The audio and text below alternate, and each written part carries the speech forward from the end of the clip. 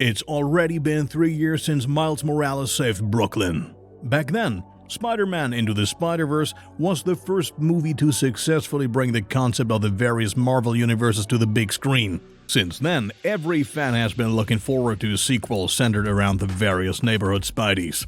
We can reassure you, we won't need to wait for ages. Based on current information, Spider-Man Into the Spider-Verse 2 is scheduled to hit theaters in October 2022. In order to make the time a little more bearable until then, we have already taken a look at some possible storylines. We will introduce them to you in this video. We hope you enjoy it. Considering that the first part had a lot to offer and that it's been a while, we'll briefly summarize the most important points. If you haven't seen it yet and don't want any spoilers, you should hurry up and skip to the next part. Young Miles Morales was bitten by a radioactive spider. This happens in the same Brooklyn where Peter Parker from the famous Spider-Man movies of 2002 fights evil as the friendly neighborhood spider.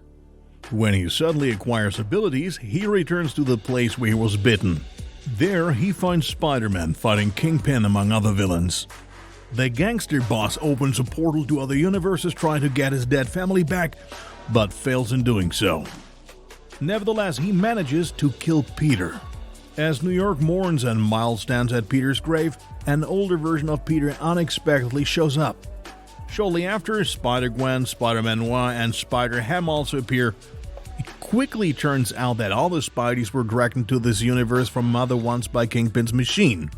In spite of all warnings, the gangster boss wants to switch on the machine again, which would lead to the destruction of the whole city. In the final battle, the Spider-Men succeed in defeating Kingpin and his gang of villains united. Everyone returns to the universes and Miles Morales becomes the new friendly neighborhood spider in New York. So what sort of multiverse Spider-Man will we meet in the sequel? Thanks to the post-credits scene and some interviews with the producers, we already know a little bit of information about the Spideys who will be providing law and order in the upcoming movie. As expected, Miles Morales remains the protagonist of the film. The young teenager eventually became the new Spider-Man of the city after his victory over Kingpin. Besides, we are all curious to see how the relationship with his father will evolve after they finally managed to get together at the end of the last film. As has already been confirmed, Gwen Stacy will also be back. After all, Spider-Gwen ended up befriending Miles, and it's clearly hard for her to say her goodbyes and return to her universe. Gwen gets female support from Jessica Drew, who most of you probably know as Spider-Woman. As a young girl, she was seriously ill, prompting her father to develop the spider serum to cure her. However, upon injecting it into her, she developed superpowers similar to Miles Morales. Just like him, she can also send out an electric shock, also known as a Venom Blast. In the comics, she first joined Hydra before joining S.H.I.E.L.D. Whether that will also be the case in Into the Spider-Verse 2 is yet unclear. We were already introduced to a newcomer of the second part in the post-credits scene of the first movie. Then we see Miguel O'Hara, also known as Spider-Man 2099. Said Spider-Man, as you can guess, is from the year 2099, where the world is ruled by corporations and the time of heroes is long gone. O'Hara tries to become Spider-Man through the use of genetic manipulation, which he ultimately succeeds in doing. Unlike his predecessors, he no longer needs web shooters as he can shoot threats himself. However, he lacks the spider sense that the others have. In return, he's able to paralyze his opponents by biting them. Another newcomer is Takuya Yamashiro, also known as the Japanese Spider-Man. Sure, we already had an anime or manga Spidey in the first movie. Nevertheless, Takuya will be based more on the original. The Tokyo boy is an enthusiastic motocross racer until he's injected with a serum that alters his genes, similar to Miguel O'Hara. His powers are comparable to those of Peter Parker. The only real difference is that his great weakness is the extreme cold, similar to that of real spiders. Whether Peter B. Parker will be returning is not yet certain.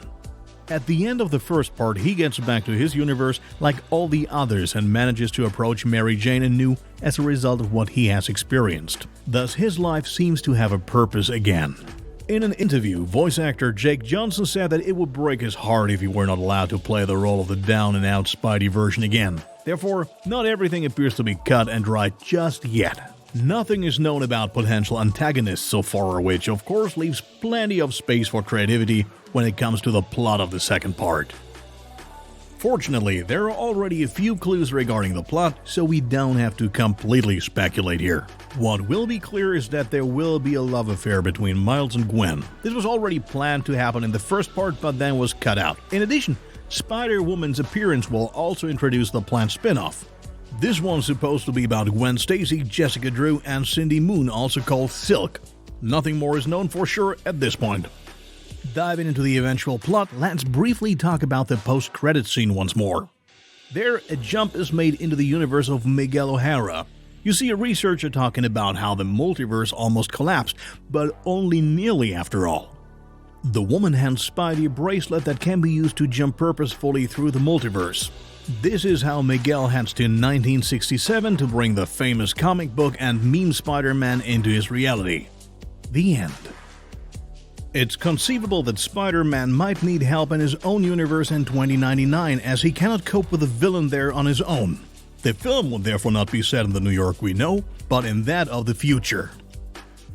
There, the city is divided into two districts, the upper one for the rich elite and the lower one.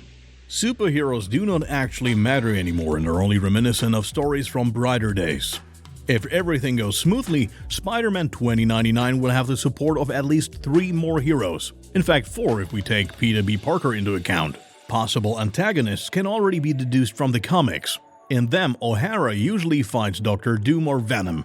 Since Venom is just getting his second installment, we can very well envision Dr. Doom here. Kingpin's attempt to mess around with the multiverse could lead Dr. Doom to develop his own plans to use the power of different universes for himself. This would definitely make him one of the most dangerous opponents, for even without his power, he is one of the most powerful villains. In any case, traveling between universes will probably play a big role.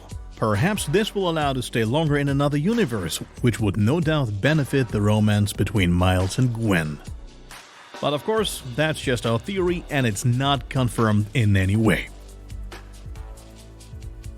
Those were our facts and theories about Spider-Man Into the Spider-Verse 2.